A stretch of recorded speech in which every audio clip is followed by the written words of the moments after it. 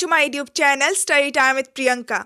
सो आज के इस वीडियो में हम क्लास 11 पॉलिटिकल थ्योरी बुक का 7 चैप्टर विच इज नेशनलिज्म को डिस्कस करेंगे। सो जिस तरीके से मैंने आप लोगों को इस बुक का राइट वाला चैप्टर को बहुत ही इजी एंड सिंपल नोट्स के थ्रू एक्सप्लेन किया था, सो सेम उसी तरीके से मैं आप लोगों को ये चैप्टर भी बहुत ही इजी एंड सिंपल नोट्स के थ्रू एक्सप्लेन करूंगी। सो ये वीडियो आप लोगों के लिए बहुत ज़्यादा हेल्पफुल होने वाला है एंड इस वीडियो को देखने के बाद आपको ये चैप्टर बहुत ही ईजिली समझ में आ जाएगा। So please it's a request कि वीडियो को एंड तक ज़रूर देखिएगा। सो अब बिना किसी देरी के हम आज का ये वीडियो स्टार्ट करते हैं। सो चैप्टर का नाम है नेशनलिज्म। सो नेशनलिज्म को हिंदी में राष्ट्रीयता या फिर राष्ट्रवाद कहा जाता है। सो सबसे पहले हम लोग एक बहुत ही सिंपल डेफिनेशन के थ्रू समझेंगे कि नेशनलिज्म का मीनिंग क्या होता है। So nationalism is an ideology that emphasises loyalty, devotion और एलिजेंस टू अ नेशन और a nation state. So nationalism क्या होता है? सो नेशनलिज्म बेसिकली एक ऐसा आइडियोलॉजी है, एक ऐसा विचारधारा है जिसमें एक पर्टिकुलर इंडिविजुअल का अपने नेशन के प्रति, अपने कंट्री के प्रति जो लॉयल्टी होता है यानी कि जो ईमानदारी होती है एंड जो डिवोशन और एलिजेंस होता है यानी कि जो भक्ति होती है उसको इम्पोर्टेंस दिया जाता है, उसको महत्व दिया जाता है। सो नेशनलिज्म बेसिकली एक ऐसा आइडियोलॉजी होता है, एक ऐसा विचारधारा होता है जिसमें एक इंडिविजुअल को अपने देश के प्रति जो प्रेम है, जो लॉयल्टी है, जो ईमानदारी है उसको महत्व दिया जाता है। So nationalism is an ideology which shows an individual love and devotion towards his nation. So nationalism एक ऐसा विचारधारा है जिसमें एक व्यक्ति का अपने नेशन के प्रति, अपने कंट्री के प्रति जो लव होता है, जो डिवोशन होता है उसको दर्शाता है। सो आई होप कि आपको समझ में आ गया होगा कि नेशनलिज्म का मतलब क्या होता है। सो अब हम लोग वन बाय वन करके इस चैप्टर के सभी टॉपिक्स को बहुत ही अच्छे से समझेंगे। सो इस चैप्टर का जो पहला टॉपिक है उस टॉपिक का नाम है इंट्रोड्यूसिंग नेशनलिज्म। सो इस टॉपिक में नेशनलिज्म का इंट्रोडक्शन दिया गया है। सो इस टॉपिक के फर्स्ट पैरा में हमें एक एग्जाम्पल के थ्रू समझाया गया है कि नेशनलिज्म का मीनिंग क्या होता है।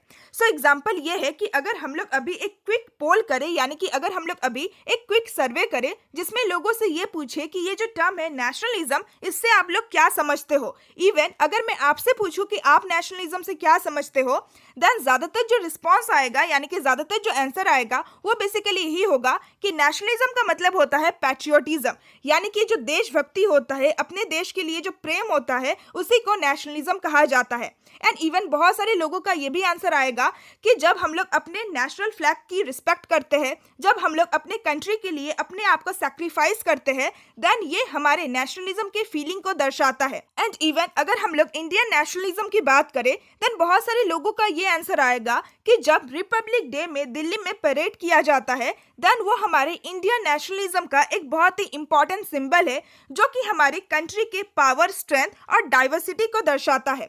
But as a political science student आपको हर एक टर्म का बहुत ही डीप मीनिंग जानना होता है, जो कि मैंने आप लोगों को पहले के वीडियोस में भी कहा है कि एक पॉलिटिकल साइंस के स्टूडेंट के रूप में आपको पॉलिटिकल थ्योरी में जितना भी टर्म है, चाहे वो राइट हो, इक्वलिटी हो, जस्टिस हो या फिर नेशनलिज्म हो, हर एक टर्म को बहुत ही डीपली समझना होता है।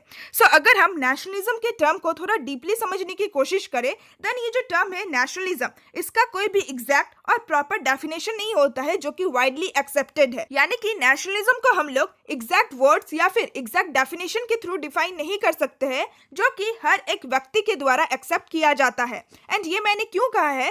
सो जब आप लोग इस टॉपिक को पूरा पढ़ लोगे तब आप लोगों को समझ में आएगा कि नेशनलिज्म को हम लोग एग्जैक्ट डेफिनेशन के थ्रू डिफाइन क्यों नहीं कर सकते हैं।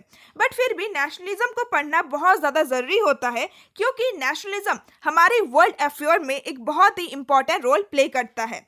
नाउ नेक्स्ट हमें नेशनलिज्म के फीचर्स के बारे में बता रखा है, यानी कि इंपॉर्टेंस के बारे में बता रखा है। सो नेशनलिज्म एक ऐसा आइडियोलॉजी है, एक ऐसा फीलिंग है जिसकी वजह से वर्ल्ड में काफी लोग एक दूसरे से यूनाइट हुए हैं, यानी कि एक दूसरे से जुड़े हैं। और साथ ही साथ नेशनलिज्म एक ऐसा फीलिंग भी है जिसकी वजह से वर्ल्ड में काफी लोग डिवाइड भी हुए हैं, यानी कि वर्ल्ड में ऐसे बहुत सारी कंट्रीज है जो कि डिवाइड हुए हैं just because of the feeling of nationalism. साथ ही साथ वर्ल्ड में ऐसे कंट्रीज भी है जो कि यूनाइट हुए हैं just because of the feeling of nationalism. So nationalism एक ऐसा भी फीलिंग है, एक ऐसा भी आइडियोलॉजी है जिसने बहुत सारे लोगों की हेल्प की है कि वो अपने कंट्री में लिबरेट हो, यानी कि वो अपने कंट्री में फ्रीडम को एक्वायर करे फ्रॉम द ऑप्रेसिव रूल। यानी कि पर्टिकुलर कंट्री में अगर किसी का ऑप्रेसिव रूल है, किसी भी किंग का या फिर किसी दूसरे कंट्री का, देन नेशनलिज्म का ही वो एक फीलिंग होता है जो कि लोगों को इंस्पायर करता है कि वो अपने आप को फ्री कर सके, अपने आप को लिबरेट कर सके। और साथ ही साथ नेशनलिज्म की फीलिंग की वजह से ही हमें बहुत सारी कंट्रीज में कन्फ्लिक्ट भी देखने को मिलता है, वार भी देखने को मिलता है और बिटरनेस भी देखने को मिलता है। सो नेशनलिज्म एक ऐसा भी फैक्टर है, एक ऐसा भी रीजन है जिसकी वजह से बहुत सारे एम्पायर्स एंड बहुत सारे स्टेट्स में हमें ब्रेकअप देखने को मिलता है। यानी कि नेशनलिज्म की फीलिंग की वजह से ही वर्ल्ड में ऐसे बहुत सारे एम्पायर थे, ऐसे बहुत सारे स्टेट थे जो कि टुकड़ों में बट गए। सो इन सारी चीजों को हम लोग अभी एक एग्जाम्पल के थ्रू भी समझेंगे, बट अभी मैं आप लोगों को ऊपर ऊपर से बोल दे रही हूँ कि नेशनलिज्म का फीचर्स क्या होता है। नाउ नेक्स्ट हमें बता रखा है कि वर्ल्ड में जितने भी नेशनलिस्ट स्ट्रगल हुए हैं वे सारे स्ट्रगल भी बेसिकली नेशनलिज्म की फीलिंग की वजह से ही हुए हैं, जिसकी वजह से वर्ल्ड में जितने भी एम्पायर्स या फिर बड़े बड़े जो स्टेट्स थे एंड उन सारे एम्पायर एंड स्टेट्स के जो बाउंड्रीज थे उसको ड्रॉ या फिर रीड्रॉ किया गया। सो नेशनलिज्म एक बहुत ही पावरफुल फोर्स है एंड नेशनलिज्म की फीलिंग की वजह से ही हमें बहुत सारे स्टेट्स में सेपरेटिस्ट स्ट्रगल भी देखने को मिलता है। सो अब हम लोग इन सारे फीचर्स को बहुत ही अच्छे से एग्जांपल्स के थ्रू भी समझेंगे। सो हमारा जो नेक्स्ट टॉपिक है वो है faces of nationalism. So nationalism का भी कई सारे फेसेस होते हैं, यानी कि कई सारे पहलू होते हैं। जैसे कि नेशनलिज्म का जो 3 इंपॉर्टेंट फेजेस है वो ये है, पहला है unification of a number of small kingdoms. यानी कि नेशनलिज्म ही वो एक आइडियोलॉजी है, वो एक विचारधारा है, वो एक फीलिंग है जिसकी वजह से वर्ल्ड में बहुत सारे जो छोटे छोटे किंगडम्स थे वे लोग आपस में यूनिफाई हुए, यानी कि वे लोग आपस में यूनाइट हुए और उन्होंने अपना एक बहुत ही लार्ज स्टेट को फॉर्म किया। दूसरा है breakup of large empires. So nationalism वो भी फीलिंग होता है जिसकी वजह से बड़े बड़े जो एम्पायर थे वर्ल्ड में उनका ब्रेकअप हो गया, यानी कि वो टुकड़ों में बट गया।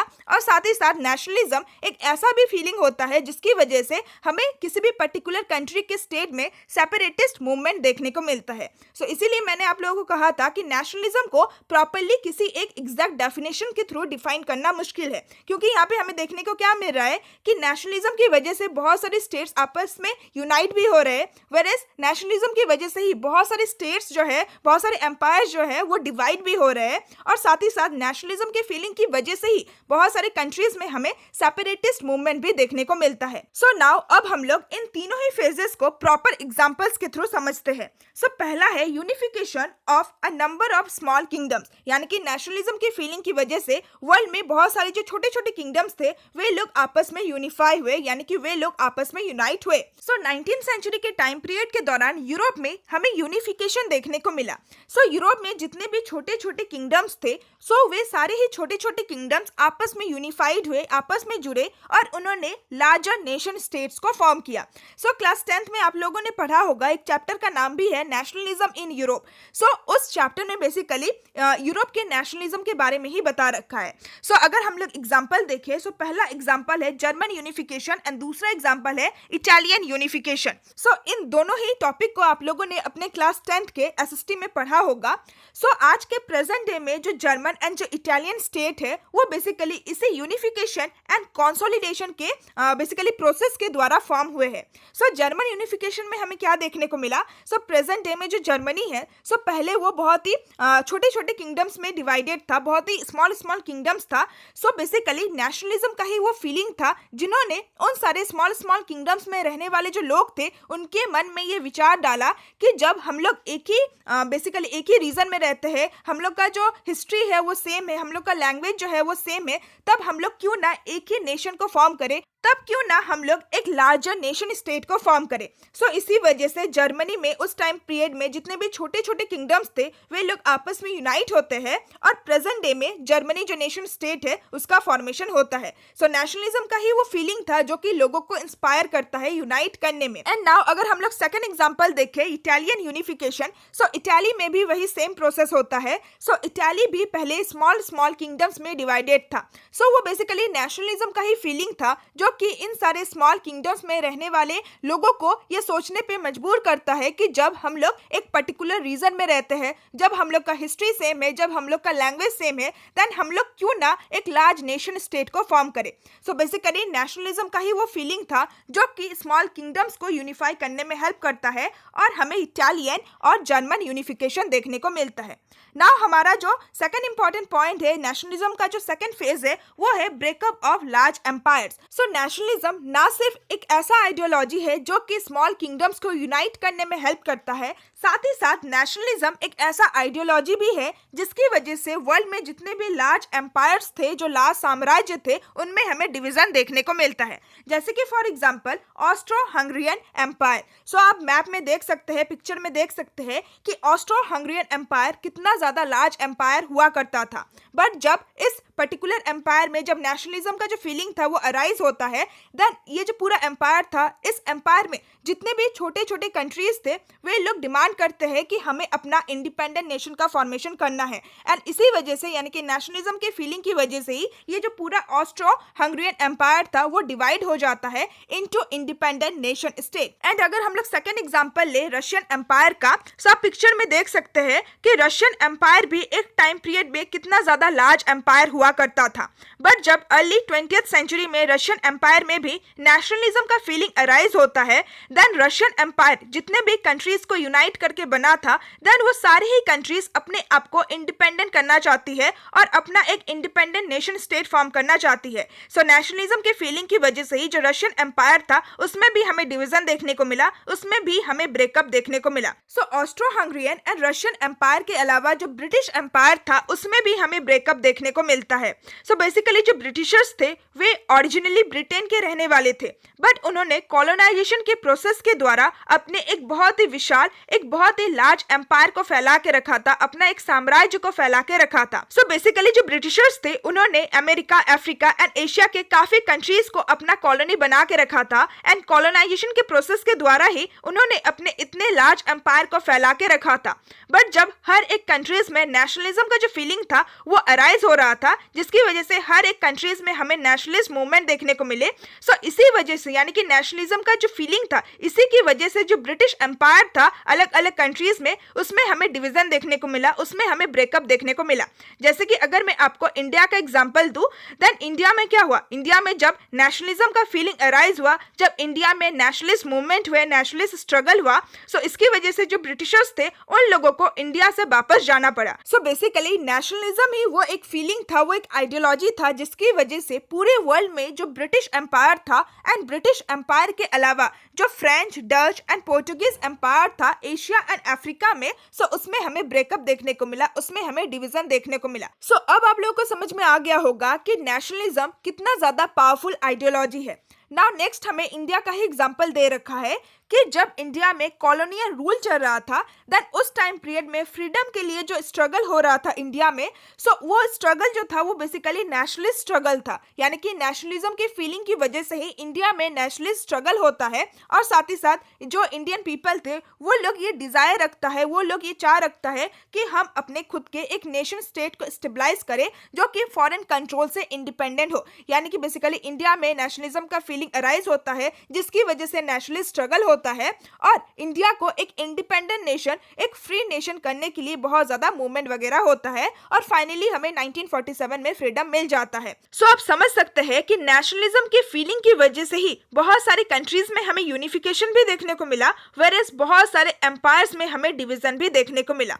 नाउ जो तीसरा फेज है नेशनलिज्म का वो है सेपरेटिस्ट मूवमेंट। सो सिंस 1960, सो 1960 के बाद से हमें वर्ल्ड में ऐसे काफी स्टेबल नेशन स्टेट भी देखने को मिले, यानी कि ऐसे हमें काफी स्टेबल कंट्रीज भी देखने को मिले जिन सारे कंट्रीज में भी नेशनलिस्ट डिमांड अराइज हो रहा था। सो स्टेबल नेशन स्टेट बेसिकली ऐसे कंट्रीज को कहा गया है जो कंट्रीज किसी भी यूनिफिकेशन के प्रोसेस के द्वारा फॉर्म नहीं हुआ है या फिर कोई भी जो लार्ज एम्पायर था उसके ब्रेकअप की वजह से फॉर्म नहीं हुआ है। सो जितने भी स्टेबल नेशन स्टेट्स थे, सो उन सारे स्टेबल नेशन स्टेट में भी हमें नेशनलिस्ट डिमांड देखने को मिलता है। एंड ये जो नेशनलिस्ट डिमांड होता है ये बेसिकली ग्रुप ऑफ पीपल के द्वारा फॉर्म किया जाता है, ग्रुप ऑफ पीपल के द्वारा अराइज किया जाता है, या फिर ये जो ग्रुप ऑफ पीपल है जब वो एक पर्टिकुलर रीजन में रहते हैं देन उन लोगों के द्वारा नेशनलिस्ट डिमांड किया जाता है। एंड दिस में include demands for separate statehood. So ये बेसिकली जो ग्रुप ऑफ पीपल होते हैं जो कि स्टेबल नेशन स्टेट में भी नेशनलिस्ट डिमांड करते हैं, सो ये लोग बेसिकली अपना एक सेपरेट, एक अलग नेशन स्टेट फॉर्म करने का डिमांड करते हैं, अपना एक इंडिपेंडेंट नेशन फॉर्म करने का डिमांड करते हैं।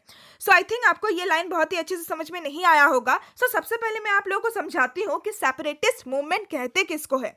सो मान लीजिए फॉर एग्जांपल एक नेशन है। सो एक पर्टिकुलर नेशन में अगर कोई भी स्टेट डिमांड करता है कि मुझे उस नेशन से बाहर निकलना है या फिर मुझे उस नेशन का पार्ट नहीं रहना है और मैं जिस स्टेट से बिलोंग करता हूँ उस स्टेट को ही मुझे एक इंडिपेंडेंट नेशन बनाना है, देन इसी को सेपरेटिस्ट मूवमेंट कहा जाता है। जैसे कि फॉर एग्जांपल मान लीजिए कि इंडिया है। सो इंडिया में कोई भी एक स्टेट है, मान लीजिए कि एमपी है, मध्य प्रदेश। सो मध्य प्रदेश के जितने भी लोग हैं जब वो डिमांड करते हैं, नेशनलिस्ट डिमांड करते हैं कि हम अपने आप को इंडिया का पार्ट नहीं मानते हैं और हमें अपना खुद का एक इंडिपेंडेंट नेशन फॉर्म करना है, हमें मध्य प्रदेश को एक इंडिपेंडेंट कंट्री बनाना है, देन इसी टाइप के मूवमेंट को बेसिकली सेपरेटिस्ट मूवमेंट कहा जाता है। सो बेसिकली वर्ल्ड में जितने भी स्टेबल नेशन स्टेट थे, सो उन सारे नेशन स्टेट, उन सारे कंट्रीज में भी हमें नेशनलिस्ट डिमांड देखने को मिलता है, एंड जो कि बेसिकली एक पर्टिकुलर ग्रुप ऑफ पीपल के द्वारा किया जाता है या फिर किसी भी पर्टिकुलर रीजन के लोगों के द्वारा किया जाता है जब वो लोग सेपरेट स्टेटहुड का डिमांड करता है। सो आज के टाइम पीरियड में भी वर्ल्ड के कई सारे पार्ट्स में हमें नेशनलिस्ट स्ट्रगल देखने को मिलता है, एंड जिसकी वजह से जो एग्जिस्टिंग स्टेट है यानी कि जो एग्जिस्टिंग कंट्री है, सो उन सारी कंट्रीज में हमें डिवीजन देखने को मिलता है। एंड नाउ अगर हम लोग सेपरेटिस्ट मूवमेंट का कुछ एग्जांपल देखें, सो बेसिकली इन सारे कंट्रीज में हमें सेपरेटिस्ट मूवमेंट देखने को मिला है, इन सारे कंट्रीज में सेपरेटिस्ट मूवमेंट डेवलप्ड हुआ है। सो पहला एग्जांपल है कनाडा। सो कनाडा में जो क्यूबिकॉइल्स का इलाका है, सो उस रीजन में रहने वाले लोग सेपरेट स्टेटहुड का डिमांड करता है। दूसरा जो एग्जांपल है वो है नॉर्थर्न स्पेन। सो नॉर्थर्न स्पेन में जो बस्क वाला इलाका है, सो उस इलाके में भी सेपरेटिस्ट मूवमेंट होता है। एंड तीसरा एग्जांपल है टर्की एंड इराक। सो इन दोनों कंट्रीज का ही कुछ कुछ पार्ट्स मिला के जो कुद्र वाला इलाका है, सो उस इलाके में रहने वाले लोग भी अपना एक इंडिपेंडेंट नेशन फॉर्म करना चाहते हैं। वेयर श्रीलंका में जो तमिल स्पीकिंग लोग रहते हैं, जहाँ पे जो नॉर्थर्न इलाका है, जो तमिल एलम है, सो उस इलाके में रहने वाले लोग भी अपना एक इंडिपेंडेंट नेशन फॉर्म करना चाहते हैं।